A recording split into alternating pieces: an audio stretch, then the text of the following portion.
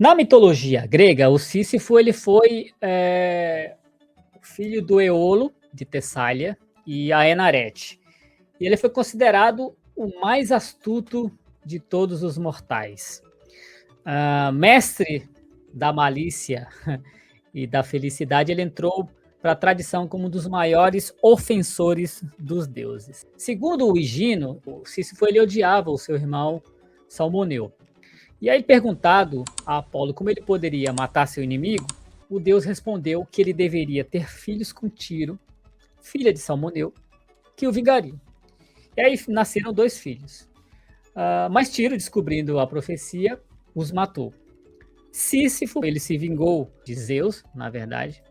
Então, primeiro ele amarrou o deus da morte e assim possibilitou que ninguém pudesse mais morrer, na verdade. E aí Zeus, para castigar o Sísifo, ele fez ele carregar, isso é bem conhecido, né? Carregar uma rocha muito pesada, imensa, até o alto de uma montanha. Passava o dia todo fazendo isso. E quando ele chegava lá no alto, que ele estava quase conseguindo firmar a rocha lá em cima, ela deslizava tudo novamente até a base. E ele, no dia seguinte, tinha que começar tudo de novo e ele ia se repetindo, se repetindo e se repetindo nisso. Então esse foi um castigo dado por Zeus para Sísifo por ele ter desafiado os deuses gregos. E os deuses gregos, eles puniam e puniam mesmo. E aí, é interessante ver, né? Vocês imaginam vocês estarem diante de uma montanha, né? E aí a gente entra já no pensamento da crítica do Albert Camus, que falou sobre o Sísifo. Vocês imaginam você estar diante de uma montanha e ele empurrando uma pedra imensa ladeira acima. Então os músculos cansados, você suando, ele atinge o topo por um breve momento, ele vê o horizonte, mas a gravidade faz o serviço por ele e arrasta a rocha de volta para baixo. E aí ele precisa descer para recomeçar tudo novamente. Então, para os deuses gregos, isso era um castigo supremo. O trabalho inútil e sem esperança. E aí, em 1942, em plena Segunda Guerra Mundial, o Albert Camus, um grande filósofo, ele olhou para esse mito e ele viu algo interessante. Ele viu um ato rebelde do Sísifo, né? O Camus, ele nos diz que o momento mais fascinante é a descida, quando o Sísifo caminha de volta para sua rocha com a plena consciência de que nada vai mudar. É nesse reconhecimento do absurdo que ele se torna livre. Então, assim, para o Albert Camus, na verdade, é praticamente uma escolha. Ele escreveu um ensaio sobre isso e no ensaio ele conclui o seguinte: a própria luta para chegar ao topo basta para encher o coração de um homem. Então, essa repetição, e esse ponto de vista que o Camus fez dessa comparação desse mito com a realidade, deu um ponto de vista diferente para o mito de Sísifo, né? Então, o que Sísifo faz? Sísifo não, Albert Camus ele faz. Ele começa a descrever na condição absurda que ele vê, que a grande parte da nossa vida ela é construída sobre a esperança do amanhã. O amanhã que nos aproxima da morte, o amanhã que é o inimigo, e que as pessoas vivem como se elas não tivessem a certeza dessa morte. Então, uma vez despojado desse romancismo comum, o mundo é um lugar estranho e desumano quando você sabe dessa dura realidade, que o verdadeiro conhecimento é impossível de ser explicado pela racionalidade da ciência em favor do mundo. Então, em suas histórias, em última análise, no sentido de abstrações, se dão por metáforas.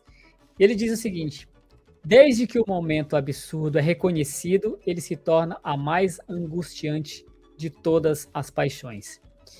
Então, pensando nisso, eu resolvi falar para vocês de um filme em que existe essa repetição, existe esse absurdo, existe toda essa história do momento em que quando você está quase achando que ele vai acabar, ele não acaba, ele recomeça novamente. E aí eu gostaria de falar desse filme que eu vou trazer aqui para mostrar para vocês, que é esse aqui, ó, O Feitiço do Tempo, de 1993. E aí eu gostaria que vocês pensassem o seguinte,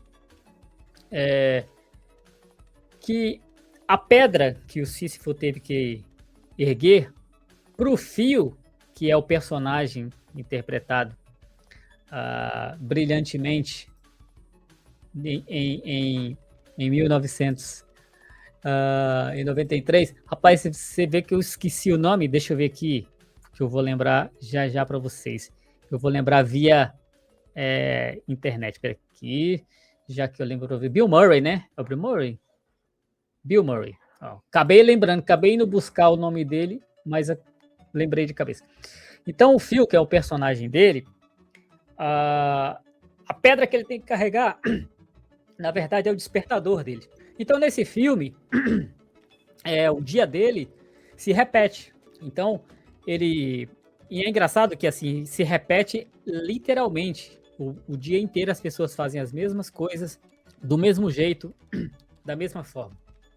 Então, vamos, comece pontuando que a pedra de fio não é de mármore, mas é o despertador tocando. 6 da manhã. E assim como o Sísifo, ele é condenado pelos deuses a uma força visível a viver o dia mais medíocre de sua vida em uma cidade que ele detesta. No início, ele reage com negação e ódio, a mesma revolta inútil de quem tenta parar a pedra, mas não consegue. Então o Phil, ele tenta as saídas clássicas que o Camus discute em sua obra. Ele come tudo que quer, ele faz sexo, ele rouba, ele dirige bêbado. Se nada importa e tudo vai resetar, ele tenta preencher o vazio com excessos, mas a pedra volta ao vale na manhã seguinte. O Phil, ele tenta algumas vezes tirar a própria vida. Ele pula de prédios, ele se explode, ele se eletrocuta, né, na verdade, toma choques para morrer. Mas como o Camus argumenta, o suicídio não resolve o absurdo, apenas o encerra tragicamente. No dia seguinte, Phil acorda às 6 horas intacto, porque a morte não é uma saída para Sísifo. Então é um momento de virada onde Phil para de lutar contra o tempo e começa a viver dentro dele. Ele começa a aprender a tocar piano, fazer escultura no gelo, aprender francês, salva um garoto que cai da árvore e ajuda as velhinhas com o pneu furado. Phil entende que o loop não vai quebrar. Aí ele para de esperar pelo amanhã, que é o topo da montanha, e foca na qualidade do hoje, que é a subida. Então o filme, na verdade, permite que o Phil saia do loop quando ele se torna genuinamente um homem feliz dentro do loop. Então, o que é interessante de tudo isso é ver que o Phil Connors, o personagem do Bill Murray, ele só quebra a maldição quando o amanhã deixa de ser um objetivo e passa a ser apenas uma consequência. Ele se tornou mestre de seu dia, assim como Sísifo se torna mestre de sua pedra. Certo?